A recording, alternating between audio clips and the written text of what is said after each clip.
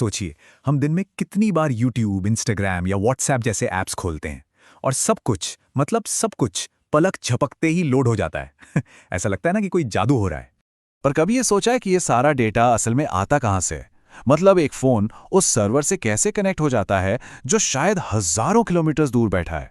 और हाँ, एक और बड़ा सवाल, इस इंटरनेट का मालिक कौन है आखिर? चलिए आज इसी की पड़ताल करते हैं और इन सारे सवालों के जवाब ढूंढते हैं। देखिए, ज्यादातर लोग सोचते हैं कि इंटरनेट कोई हवा में तैरता हुआ बादल है, एक इनविजिबल सी चीज। पर सच तो ये है कि ये कोई जादू नहीं है। इंटरनेट असल में एक बहुत बहुत बड़ा फिजिकल नेटवर्क है। मतलब असली केबल्स, कंप्यूटर्स और डेटा सेंटर्स का एक जाल जो पूरी दुनिया में फैला हुआ है। तो चलिए सबसे पहली और सबसे जरूरी बात से ही शुरू करते हैं। इंटरनेट एक फिजिकल चीज है, कोई बादल या कोई अदृश्य शक्ति नहीं। अगर एकदम आसान भाषा में कहें तो इंटरनेट दुनिया भर के कंप्यूटरों का एक जाल है जो आपस में जुड़ा हुआ है। इसे ऐसे समझिए जैसे पूरी दुनिया में सड़कों का एक नेटवर्क है। जैसे सड़कें शहरों को जोड़ती हैं, वैसे ही ये इंटरनेट केबल्स, राउटर्स और स्विच कंप्यूटरों को जोड़ते हैं। फर्क बस इतना है कि यहाँ कारों की जगह डेटा सफर करता है। इस पूरी कॉम्प्लेक्स प्रोसेस को समझने के लिए ना एक बहुत ही आसान सा उदाहरण लेते हैं, पार्सल भेजने का। जब कोई पार्सल भेजता है तो वो सीधे घर से मंजिल तक नहीं पहुंच जाता है ना, वो कई सारे स्टेप्स से होकर गुजरता है। बस इंटरनेट का सफर भी कुछ कुछ ऐसा ही है। तो ठीक है, अब देखते हैं कि जब भी ऑनलाइन कोई रिक्वेस्ट भेजी जाती है तो वो डेटा, जिसे हम डेटा पैकेट कहते हैं, असल में किन किन रास्तों से होके गुजरता है। बिल्कुल उस पार्सल वाले उदाहरण की तरह हमारा डेटा रिक्वेस्ट भी एक सफर पर निकलता है। ये डिवाइस से शुरू होकर सबसे पहले आईएसपी तक पहुंचता है, फिर डीएनएस उसे सही पता बताता है। इसके बाद रिक्वेस्ट पूरे नेटवर्क में घूमकर डेटा सेंटर तक पहुंचती है और फिर वहां से जानकारी लेकर वापस आती है। तो इस सफर का सबसे पहला पड़ाव है हमारा इंटरनेट सर्विस प्रोवाइडर यानी आईएसपी।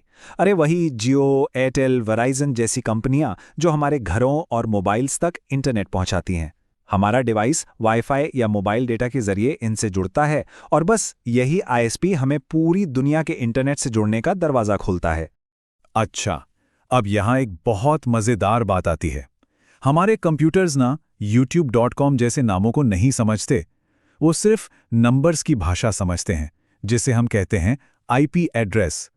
तो सवाल ये उठता है कि हमारी रिक्वेस्ट को सही जगह का पता कैसे चलता है? और यहीं पे एंट्री होती है डीएनएस की, यानी डोमेन नेम सिस्टम। डीएनएस को समझिए इंटरनेट की एक बहुत बड़ी कॉन्टैक्ट लिस्ट। जैसे हमारे फोन में पापा नाम के आगे उनका फोन नंबर सेव होता है, ठीक वैसे ही डीएनएस youtube.com को उसके असली सर्वर के आईपी एड्रेस में बदल देता है। और बस अब हमारी रिक्वेस्ट को पता है कि उसे असल में जाना कहाँ है। एक बार जब पता मिल गया तो हमारी रिक्वेस्ट इंटरनेट के सुपर हाईवे पर निकल पड़ती है। ये डेटा राउटर्स, नेटवर्क स्विच और फाइबर ऑप्टिक केबल्स जैसे कई डिवाइसेस से होकर गुजरता है, जो ट्रैफिक पुलिस की तरह इसे दुनिया भर में सही रास्ता दिखाते हैं। और यहाँ एक चौंकाने वाली बात है, ज्यादातर लोगों को लगता है कि इंटरनेट सैटेलाइट से चलता है, पर ऐसा नहीं है। इंटरनेट का ज्यादातर ट्रैफिक समुद्र के नीचे बिछी हुई मोटी मोटी फाइबर ऑप्टिक केबल्स के जरिए सफर करता है। जी हाँ, इन्हें सबमरीन केबल्स कहते हैं और यही केबल्स एक महाद्वीप को दूसरे से जोड़ती हैं। इन केबल्स की क्षमता का अंदाजा लगाना भी मुश्किल है। ये हर सेकंड टेराबाइट्स में डेटा ट्रांसफर कर सकती हैं और इसी वजह से दुनिया भर में अरबों लोग एक ही समय पर बिना किसी रुकावट के इंटरनेट इस्तेमाल कर पाते हैं। तो चलिए, हजारों किलोमीटर का सफर तय करके हमारी रिक्वेस्ट अपनी मंजिल पर पहुंच चुकी है और वो मंजिल है एक डेटा सेंटर। तो ये जो सारा डेटा है, सारी वेबसाइट्स, सारे वीडियोस, आखिर ये सब स्टोर कहाँ होता है? जवाब सीधा है, डेटा सेंटर्स में। एक डेटा सेंटर को समझिए एक बहुत बड़ी बिल्डिंग जो हजारों पावरफुल कंप्यूटर से भरी हुई है, जिन्हें सर्वर्स कहते हैं।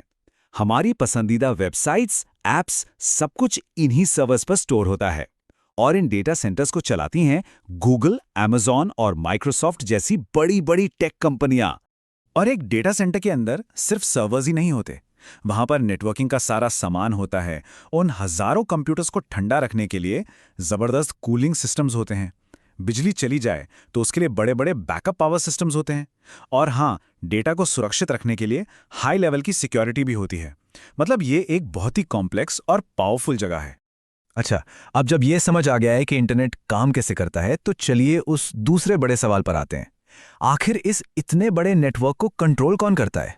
तो कौन है इंटरनेट का असली मालिक? क्या कोई एक कंपनी या कोई एक सरकार? सच तो ये है कि इंटरनेट का कोई एक मालिक है ही नहीं। ये एक कोलैबोरेटिव सिस्टम है जहां सब मिलकर काम करते हैं। आईएसपीज हमें और बिजनेस को नेटवर्क से जोड़ते हैं। डेटा सेंटर कंपनियां सर्वर्स और क्लाउड का सारा इंफ्रास्ट्रक्चर चलाती हैं, और ग्लोबल नेटवर्क प्रोवाइडर्स उन बड़ी बड़ी फाइबर केबल्स को मैनेज करते हैं जो देशों को जोड़ती हैं। ये सब मिलकर ही इंटरनेट को चलाते हैं। तो सवाल यह है कि ये सब जानना इतना ज़रूरी क्यों है? ज़रूरी इसलिए है क्योंकि आज की लगभग हर मॉडर्न टेक्नोलॉजी की नींव यही है। अगर किसी को टेक्नोलॉजी में करियर बनाना है तो ये बेसिक बातें पता होना बहुत बहुत ज़रूरी है।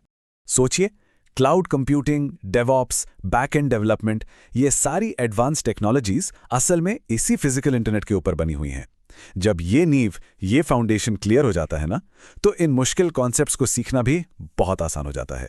और आखिर में एक सवाल के साथ इस चर्चा को यहीं रोकते हैं। अगर इंटरनेट सच में केबल्स का एक फिजिकल नेटवर्क है, तो सोचिए क्या होगा अगर समुद्र के नीचे बिछी कोई एक केबल टूट जाए। ये सवाल हमें इंटरनेट की ताकत और उसकी कमजोरियों दोनों के बारे में सोचने पर मजबूर कर देता है। अगर इस बारे में और गहराई से सीखना है और गूगल क्लाउड को स्टेप बाय स्टेप समझना है, तो इसके लिए पूरी सीरीज भी है।